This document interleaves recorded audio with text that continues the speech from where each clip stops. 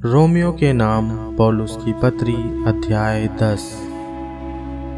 हे भाइयों, मेरे मन की अभिलाषा और उनके लिए परमेश्वर से मेरी प्रार्थना है कि वे उद्धार पाएं, क्योंकि मैं उनकी गवाही देता हूँ कि उनको परमेश्वर के लिए धुन रहती है, परंतु बुद्धिमानी के साथ नहीं, क्योंकि वे परमेश्वर की धार्मिकता से अनजान होकर और अपनी धार्मिकता स्थापित करने का यत्न करके परमेश्वर की धार्मिकता के अधीन न हुए। क्योंकि हर एक विश्वास करने वाले के लिए धार्मिकता के निमित्त मसीह व्यवस्था का अंत है, क्योंकि मूसा ने यह लिखा है कि जो मनुष्य उस धार्मिकता पर जो व्यवस्था से है चलता है वह उसी से जीवित रहेगा।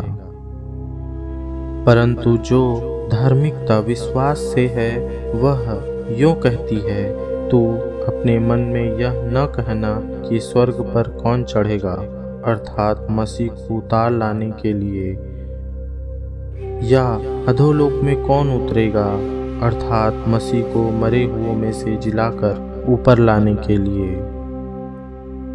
परंतु वह यह कहती है यह कि वचन तेरे निकट है, तेरे मुंह में और तेरे मन में है।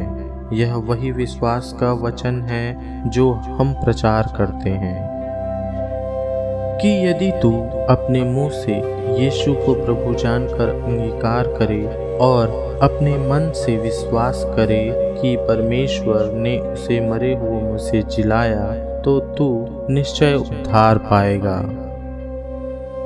क्योंकि धार्मिकता के लिए मन से विश्वास किया जाता है और उद्धार के लिए मुंह से अंगीकार किया जाता है। क्योंकि पवित्र शास्त्र यह कहता है, जो कोई उस पर विश्वास करेगा वह लज्जित न होगा।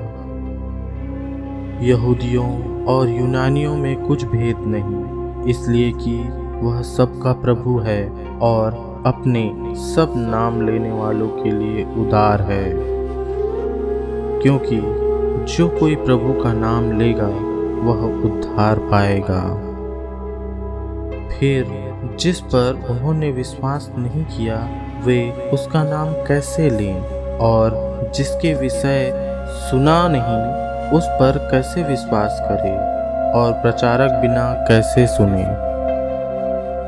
और यदि भेजे ना जाएं तो कैसे प्रचार करें। जैसा लिखा है, उनके पांव क्या ही सुहावने हैं जो अच्छी बातों का सुसमाचार सुनाते हैं।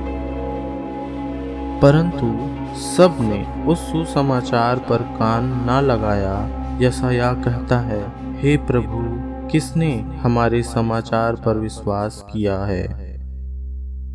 अतः विश्वास सुनने से और सुनना मसीह के वचन से होता है।